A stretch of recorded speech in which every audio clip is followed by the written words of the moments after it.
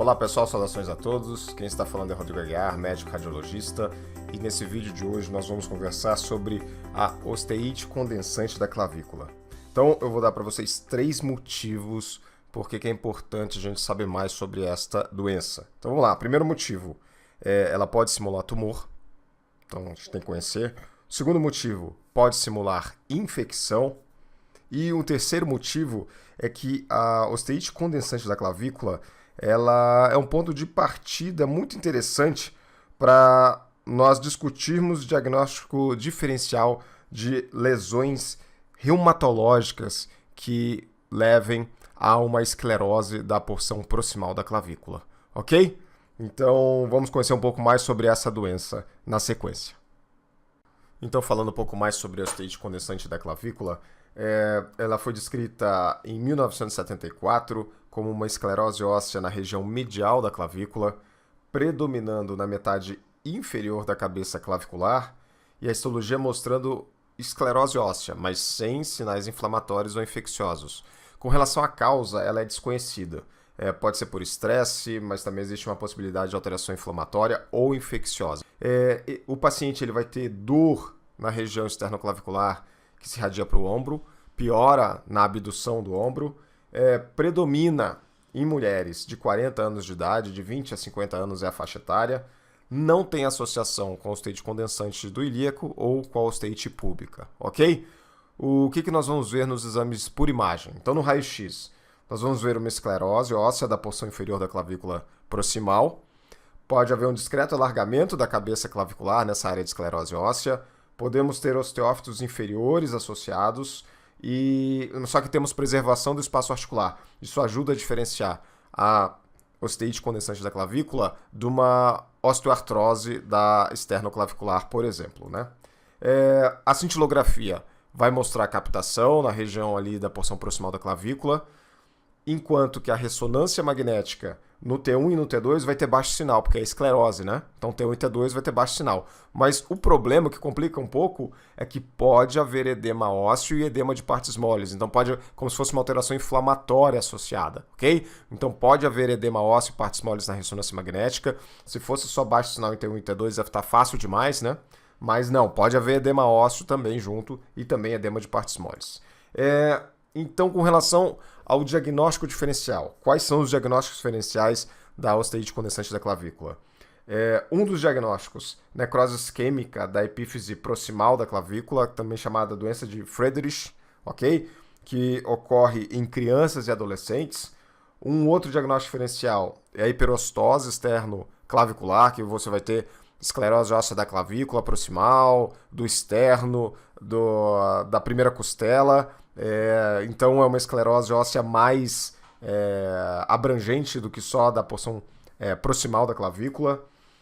Existem 2 outras alterações, que é a artroosteite pustulótica e a síndrome SAFO, que são alterações reumatológicas, que o paciente ele vai cursar também com pustulose palmar e plantar. Na SAFO nós vamos ter mais umas outras alterações, e isso aí pode cursar então com esclerose da porção proximal da clavícula também, ok? Um outro diagnóstico diferencial é a osteomielite crônica multifocal recorrente. Ela tem uma predileção para a porção proximal da clavícula também.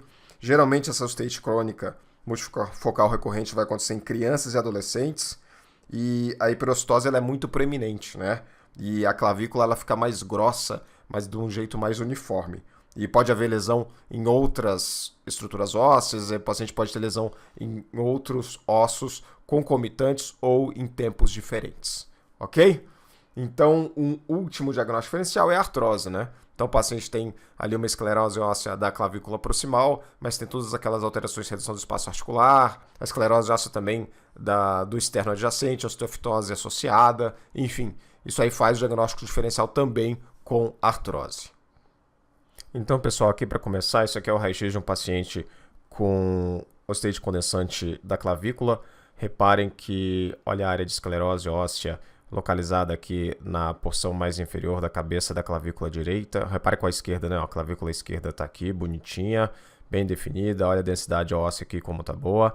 E olha aqui a clavícula direita, né? A gente está vendo que nessa porção inferior aqui proximal da clavícula direita, a gente tem uma esclerose óssea, parece até ter um pouco de alargamento ósseo nessa região. Então, quando a gente faz as incidências oblíquas, a gente consegue ver, então aqui nós temos uma das oblíquas mostrando melhor aqui a clavícula esquerda. A densidade óssea está ótima, a clavícula direita aqui ela está mais esclerótica, mas é melhor nós verificarmos isso na outra oblíqua, né? Então, na outra oblíqua aqui, a gente consegue ver a clavícula proximal direita. Repare a esclerose óssea da porção inferior e proximal da clavícula. Aqui a gente começa até a ver uma osteofitose óssea associada nesse paciente, né?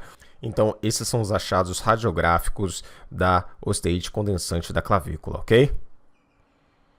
Bom, então indo agora para o nosso caso, essa aqui era uma paciente de 45 anos de idade, do lar, que chegou na clínica com queixa de dor na região da articulação externoclavicular. Fizemos então o exame de ressonância magnética dela. Então isso aqui são sequências T1, aqui é um T2 com saturação de gordura, né? Ou um STIR. Aqui é um T2 sem saturação de gordura e aqui nós temos o T1 pós-contraste.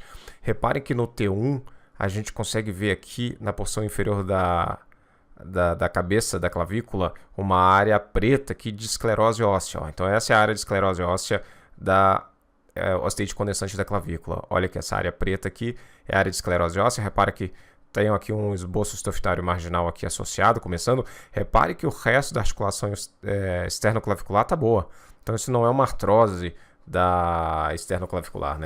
Então aqui na sequência sensível ao líquido, a gente consegue ver a área de esclerose óssea na porção inferior da cabeça da clavícula e olha o edema ósseo em volta dessa área de esclerose óssea. Tem até um pouco de edema de partes moles juntos, né?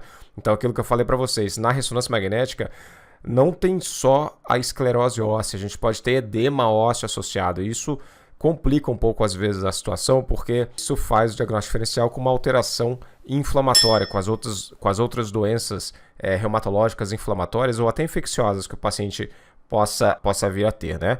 Então, repare aqui, mas essa localização na porção inferior da cabeça da clavícula, com as demais estruturas ósseas preservadas, mesmo com esse edema ósseo de partes moles juntos, isso aí, junto com a clínica, isso é muito sugestivo da osteite condensante da clavícula, né? No pós-contraste, mostrando aqui a área de esclerose óssea e a área de edema ósseo com realce pelo meio de contraste, a área de edema de partes moles com realce pelo meio de contraste. No plano axial, então aqui a área de esclerose óssea, no T1, no T2 sem saturação, a área de esclerose óssea aqui com um pouco de edema da medular óssea de partes moles juntos, e no pós-contraste mostrando aqui um edema de partes moles, um edema da medular óssea, junto da área de esclerose óssea na porção inferior da cabeça da clavícula.